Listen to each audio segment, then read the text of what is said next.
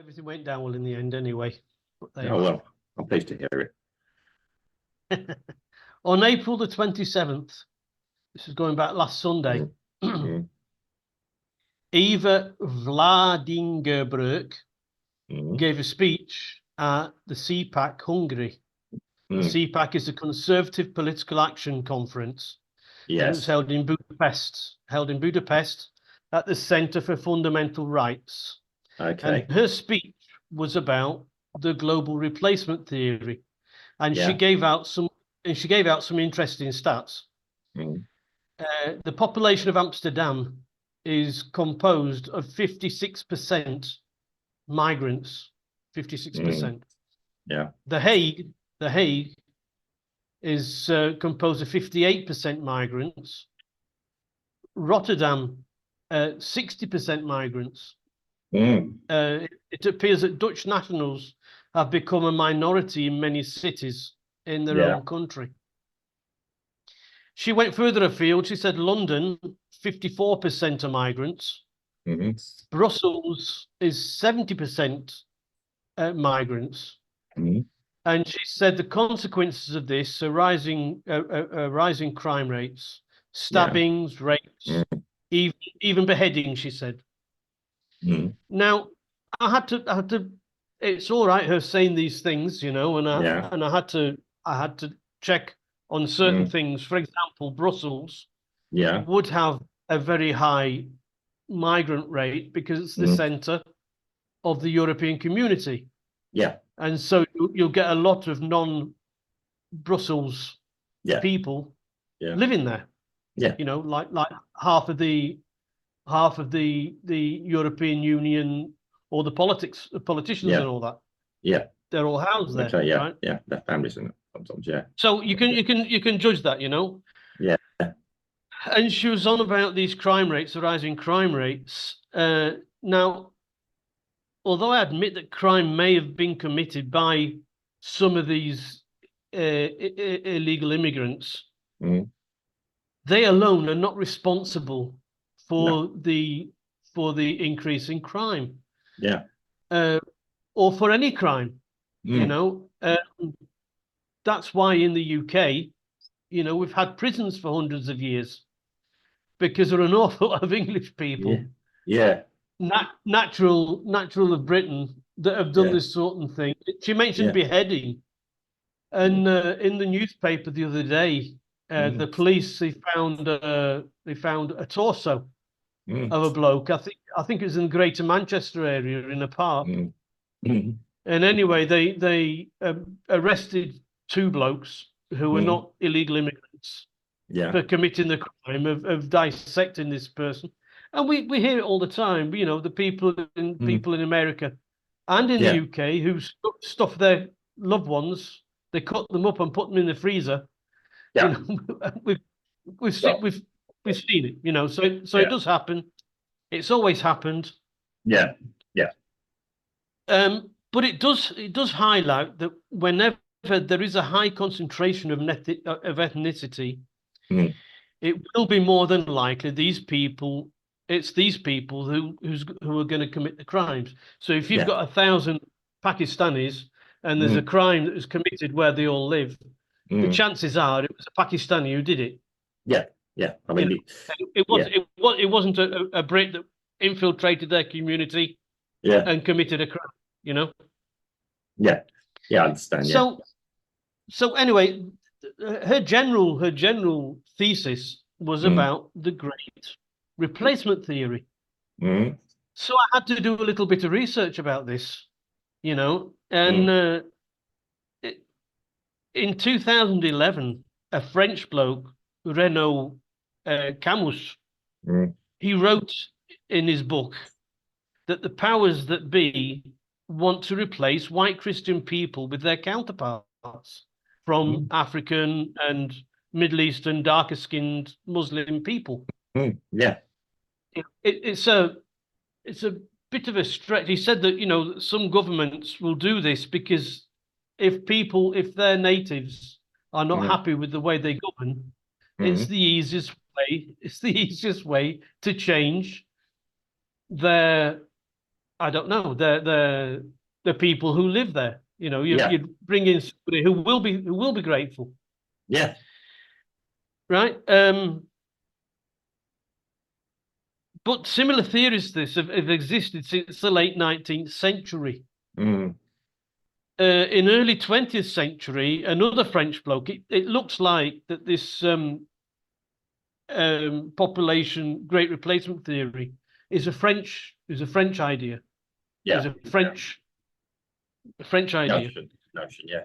And so in the early 20th century, a French author, Maurice Barrès, warned of a new population of immigrants that would take over and ruin our homeland. Now, at this time, it was around about 1920 when he said this. The population of the world was 2 billion people. Yeah. So in France, there was hardly enough people to cover the ground. You know, France used to have the same population as the UK. Yeah. But it's 8 times bigger. You know, Yeah. so going from one house to another is a little bit like here in Brazil. To go from one town to another, you'd have to travel a fair distance before you reach there. Yeah. A neighbouring town, when I talk about a neighbouring town. Yeah. In the UK, they're conjoined. They're like twins. Yeah, I mean, they're like twins. You go out of one town, you straight into the next. Yeah. Yeah. I mean, yeah. We're going to that minute. Yeah. Okay. Right. So, I can't really see how this guy in 1920 how his theory would have stood up. You know, because there were hardly any people. We're 8 billion people on the planet now. So we're four times as many people. Yeah. You know, trying to concentrate themselves into 3 or 4 places on the planet. So yeah. Okay. You know, anyway, I digress. You know, so although this guy the French guy in 1920, at least his theory was based on mathematics. Yeah. So if you know, just very much like in the 60s when Brits, all the Brits that wanted to retire, they went to the Algarve. Yeah. And they took over the Algarve in Portugal. Yeah. And they even started putting the street names in English. And all the shop fronts were in English, so that the people from the UK in the 70s, the government of Portugal said, we're losing our identity, and all the street names are going to be in Portuguese, and all the shop fronts have to be in Portuguese. You know, and that I can understand. I can understand that. You know, people who think they're going to be losing their identities, they need to take action to keep their own identity, if you like. Their own culture. Unfortunately, when you talk about the UK, you know, there are many cultural aspects of the UK that the British people, they poke fun of, you know, and they just don't take seriously, you know. So Morris dancing, a typically English activity. Yeah. And if you talk to, even you're laughing about it. But I mean, I know why. That's right. Yeah.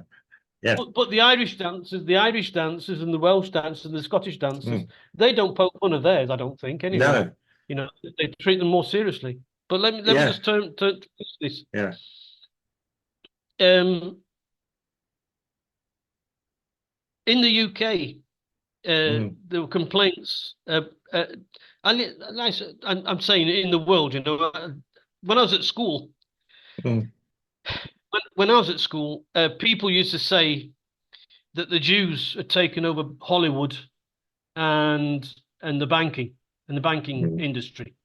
You know, if you called somebody a Jew, you know, it was a derogatory term used in the UK.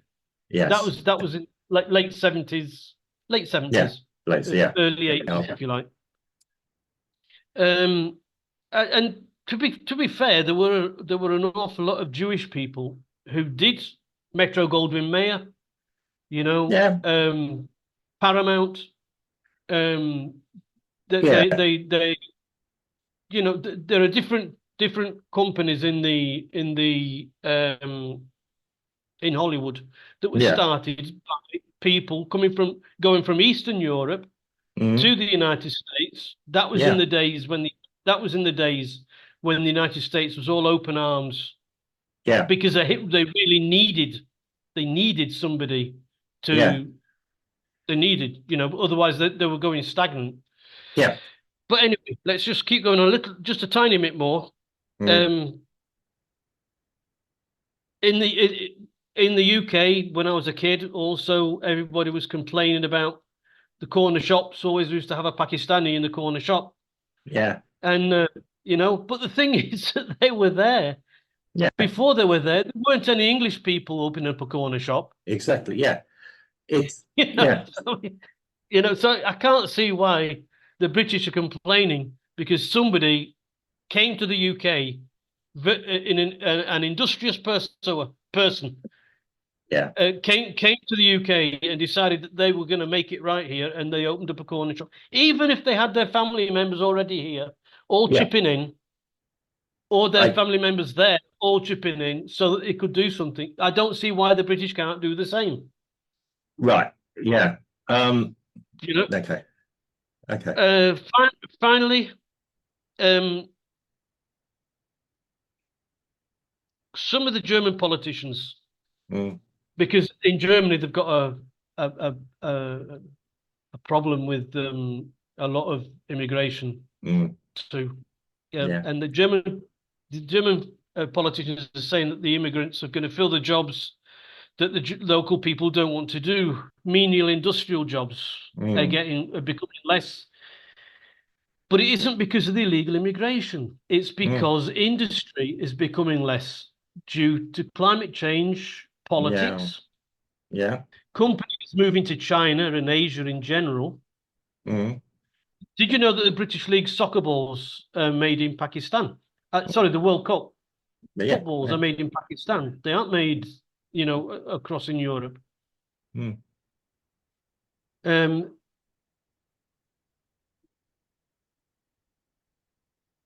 will be unrest with these high influx of illegal immigrants. Right. Yeah. But it will be through frustration because what they're expecting to find in the UK and in the US is not going to be reflected on what they expected. Yeah. Because in the US, for example, they are housed, but only for 6 weeks. Yeah. After that, they're out, and they're going to have to join the homeless Americans on the street. Right. Yeah. You know. Yeah. And that doesn't during the summertime, that's fine. They can do that. During the winter time, all the people that have gone up from South America, Central America, where it's always sunny, they're going to meet a really harsh winter on the street, and they're going to start kicking up a rumpus. Yeah, you know. Yeah. So there you have it. I mean, yep. You've got your lady in Eva Vlade Ingerbrook, right? She's thinks it's done deliberately to swap the populations around. Yeah. In the case of the United States, I think it's more of a point of votes for the Democrats. Yeah, I was going to say that. Yeah, I was going to get onto this. Yeah. It's really... And well, in that case, I'd better shut up, let you get on with it, because I'm sure I don't want to cover any topics that you might. No. I mean, I'm going to react to it. I'll just nod in agreement. Yeah, well, I mean, no, feel free to interfere. I mean, this is a hot topic at the moment in the UK, and from what I can tell off the internet, different things are being sent. Now, we know we're immigrants in Brazil. Yeah, I'm going to make this point here. We come here. We know the rules. We don't come here and try and make this country Little Britain. Yeah, or whatever our culture. I mean, yeah, we have a lot of disagreements about ourselves. Like you said, I know that you like Morris dancing and the folk scene. I like the folk music. The Morris dancing, I define a music. Okay, but that's not to say I denigrate anyone that does it. Yeah, when I've seen they put microphones, what's it like to be British? I can't explain probably physically what it means to be British. A cider, warm beer, the usual suspects. What do I feel about being British? I've married somebody that's non-British, so I've absorbed part of her culture. I now live in a country that is a very, very diverse culture from mine. Brazil is not what you would call a backward country. There's some of the most modern systems and buildings you'll ever see anywhere in the world in Brazil as well. There's probably like 3 different countries in one in that respect. But yeah, we absorb the culture. We like some of the music. We appreciate that Brazilians do have a different mindset to us sometimes. Do we get frustrated here with that? Yes. Do the Brazilians get frustrated with us sometimes? Yes, of course they do. I don't normally give an opinion unless I'm asked. Yeah. Like I said, I haven't come here to try and change Brazil. Now, this is where the problem is. We've come here to be industrious. We like to feel we contribute to the country, be it I do it in my own way, with my English teaching, and I'm a qualified English teacher, and I've got my own business doing that. Hold on. Yeah, advertising, yeah. It's shameless, but it's my own advertising. I'm also shameless, isn't it? Yeah. It's hanging up behind me. Go on. Go on. Yeah, but I also respect, yeah, and I expect, and when people move to UK, they respect that we have certain traditions and ideals that even us British people don't always agree with. But there are traditions to disagree about. Yeah. If you go to India, for example, they have different cultures and ideas and disagreements there, even in Brazil. To say what is a Brazilian state, and I'll use this as an example here. My wife is probably Pernambucan first, Northeastern second, and Brazilian third. Yeah. Because that's how it works. With me, do I have a very London stroke Southeastern attitude of British people? Of course I do. Yeah, a majority of my family, when you actually trace them, all come from the northern, what would be regarded as northern and Irish ancestry. So, we have different cultures, different ways there. We have banter as well. Yeah. Anyway, get away from that. So when you move to a country, you'll see this. You will see divisions within a country as well. That is not an excuse to think everything should be united, and I'm getting to it here, under one ideology or one idea. It's not even like that where the places where these people coming in come from. Okay. Now, the other side is, and you said industrious. I totally agree to you. Somebody moves to the UK, they've got an idea. They want to open up a shop that serves the community or something else. And even if it's in their local cuisine that's probably stylized, fair enough. If people want it, like it, we'll use it. If we like the corner shop, we'll go and use the corner shop, convenience store, whatever. It's good for the community. We do. And anyone that's doing that is providing a service. They're contributing to society. They're earning their own way. They're not being given handouts. There is jealousy because sometimes these people are very, very good business people who buy other properties, lease out other properties to people. They might be quite hard business people sometimes. Fair enough. They can operate the way they want. If it's within the law, it's up to us to deal with that. And respect to them. What I don't like, and there's more and more videos coming on, when you get street preachers. Okay, the UK is a tolerant society, country. And even as a Christian, I accept other people coming in. We can talk about Christianity and the different sects we have in that. When you've got an Islamic street preacher basically preaching hate against my way of life, and okay, you might not like it. You might not like the British way of life. I don't always like everything other British people do, but if they want to partake in certain legal activities and do other things, that's entirely up to them. I want to go for a drink in a pub. I've got no problem with that at all. And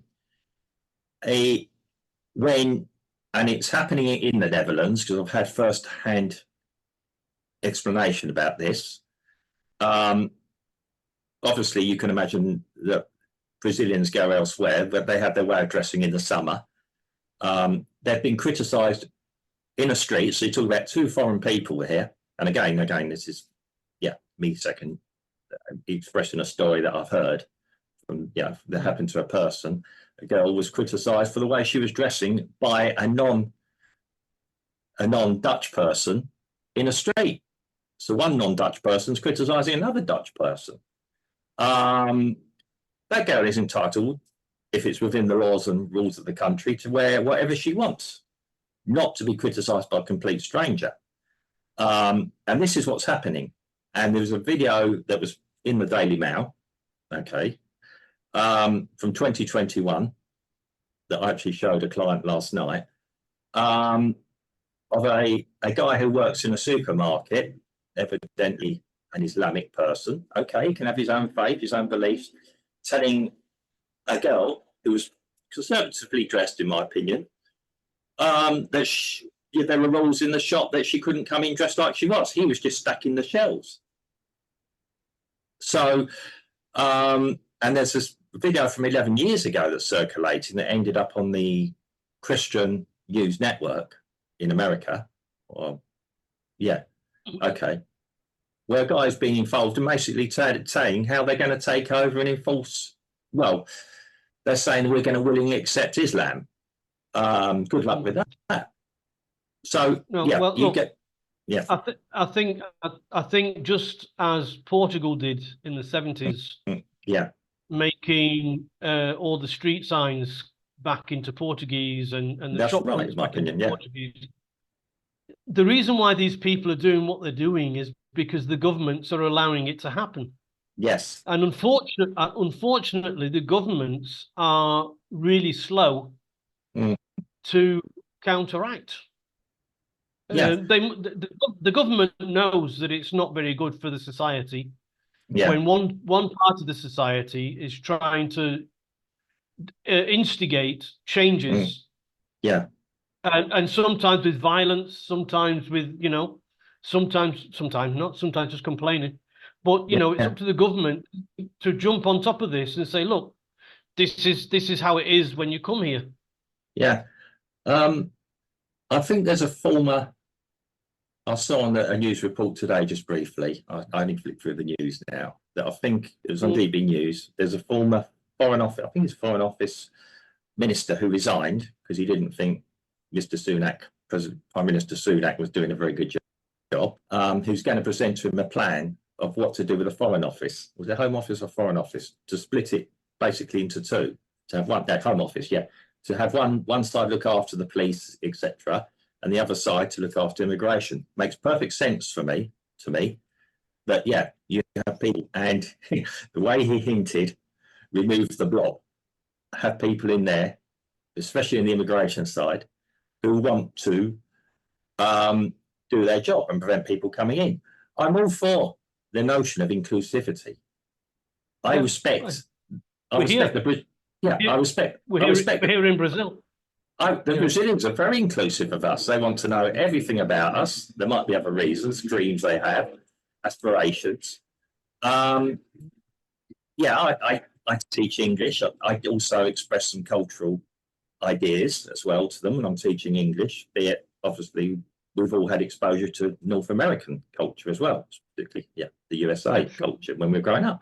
We know a bit about that. I visited there. All I'll say is when you visit there, don't expect the Americans to behave like they do on the films. The two things are not always the same. But the Americans do sometimes think they live in a movie. That was the impression I got, especially in Los Angeles. You get out of there and it's a little bit different. But most of us all want to just go to work, earn a job. Now, when we're talking about labour, I was always brought up with the notion, doesn't matter who you are, you do a job, you go get a job. when you leave school, you're no good to anyone, quite frankly, yeah? Or even leave university, you're no good for anyone. You've got to earn your points, and that's it. If you leave school, if there's a local, even if it's for 6 weeks, and I did this, going picking fruit, or I worked in a warehouse, and I've done all sorts of bad jobs before I eventually found something that was good for me. It was good experience. It was experience of getting up at 6 o'clock in the morning, not traveling far, but going to work, being disciplined, finding out life isn't always fair. Yeah, life isn't always fair. Sometimes, yeah, things go wrong. I did quite well in my jobs, and then I moved on and progressed up by way in retail to start with, and then I found my calling in engineering. I never did a graduation, but I enjoyed it. 15, when I was 14 and 15, I used to go peopling when peas were in season. Yeah, in Yorkshire, and turnip topping as well, getting some turnips. Freezing in the morning, freezing. Turnips are a winter thing, and it's freezing my little fingers. Yeah, still. Yeah, I mean, didn't do it for very long, but I learned a lot of stuff.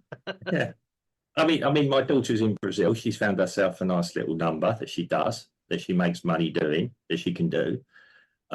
She talked about doing other things, looking at other things. Okay, she's quite fortunate. She has a skill that Brazilians want, and that's probably what's out as well. I was always quite happy, and she said to me one day, "Daddy, what do you want me to do?" And I said, "Go out and earn money. If you work in a shop, if you work in a bar, whatever you do, I'll be proud of you." Obviously, you know, certain jobs I wouldn't be so proud of. We're not going to that, but and yeah, she kind of appreciated that. A lot of Brazilians were horrified by it, just like a lot of English people be horrified. My sister and myself both did some quite low-key, low-down jobs to survive on times. Sure. Yeah, and you do it, and you learn from it, and you build up people around you, and you learn from experience. You know, people aren't always nice around you as well. Tough. Yeah, I shut out the people who annoy me, and I accept my life the people that don't. That's how I work. But yeah, so yes. So yeah, now is this. Now you're quite right. I think our government in the UK is letting us down. I can't speak for across Europe. I think the situation's the same. Believe there is a policy of replacement. On one level, yes, I do. I honestly do. And I think there's one about control as well. There's been for years this thing about reducing our birth rate. And that has been deliberate, because I saw that in the 1980s at school from books from the 1970s. We've had access to birth control. And by birth control, I mean at conception right the way through to termination. This leads to, I'm not going to be all judgmental. This can lead to habits that are different. Women are getting to 30 and start crying now about not having children, missing out. I mean, my wife was a bit older when we had our child, but yeah, I got married a bit later in life, so I'm part of the problem as well, possibly, admittedly. But people have been encouraged to be single longer. The whole notion of a family unit has broken down. But I think that's just a repercussion. Look, birth rates are going down the whole world over. They're going down the whole world over. Well, even in Africa, where you used to have 7, 8, 9 kids each one. Yeah. But now it's like 2 or 3. You know, the fact that the British people are having less than 2, and the immigrants are having 3 or 4. Doesn't mean that they're deliberately making babies to take over the. It's just that they typically would have 3 or 4. Yeah, it's a cultural thing, as I say. Now, what we have to learn, and this has to come from both sides, and there's a lot of external things happening. The government needs to learn that they're going to have 3 or 4, and they need to reduce the number of people coming. Otherwise, you're going to get a population explosion. that are This is not, it. that will not be native. Yeah, Well, will be native, but won't be. Yeah, I mean, this is what needs to happen. Yeah, there needs to be this at the government level. There also needs to be an understanding of us on the ground, and the government has to lead in this, of understanding each other's cultures, respecting each other's cultures. If you want to be Christian, Sure. you can be Christian. If you want to be Islamic, be Islamic. If you want to be atheist, be an atheist. Yeah. Don't condemn anybody else that does not share your beliefs. Don't try and enforce. I mean, I know being a Catholic, the idea is that I go out and preach and be Catholic, and try and be a shepherd of people, pull people in, or fisher of people. Sorry, fisher of people, pull people in. Okay, if somebody wants to talk to me about it, they can. I don't believe in forcing it. I'm quite happily dust the sand from my shoes and move on. I won't be judged on whether or not I'm a good Christian or not. There's a big boy upstairs that's doing that to me. But it's we also have to learn tolerance. And you and I have learned this. We respect the Brazilians, because I've never had, not directly, I've probably my daughter's experienced a bit of jealousy here amongst children when their parents have said, "Oh, probably has a gringo, they got lots of money," which is exactly what is happening a little bit in the UK. The government also has to understand, when we got former military people on the streets, and I'm not falling into a trap here, there are, whatever reasons are there. Okay, people leave the military, they've got very limited skill sets at first. A lot do. I'm not saying everyone. Yeah. I mean, yeah, they would probably be the ideal people to actually go pick fruit for you. Yeah, but they don't get taken on because they probably cost too much. They've probably got too many ideas of their own, and they will get themselves back into society and be able to move on probably quite quickly. Okay, yeah, I see this. A lot of them end up in prison, unfortunately. So we're talking about prisons. There's a lot of prison population, ironically, being looked after by a lot of prison guards who are former forces themselves. On this subject. There's an awful lot to talk about. Yeah, an awful lot to talk about. And far too much for this podcast, this simple podcast that we're doing here. We could do another podcast about, there's about 7, 8. Yeah, what I'm saying, it's not a simple one-fits-all solution, but it has to be led by the government. It has to be led by a government that is sympathetic to the people, the native people already, who have to sell the idea, explain the idea. Yeah. Even so, Maurice Barris, Renaud Camus, and Eva Vlaam de Breuk have to convince me that the governments are doing this deliberately to replace the native people. This is also. I've not seen anything. I've not seen anything deliberately. Yeah. I've seen a lot of omission, but I've not seen anything. Okay. The man on the street needs to understand. Yes, people will do conspiracy. Conspiracy theories are not new. They're not even part of the internet age. They existed many years ago. And if you read history, you'll see that.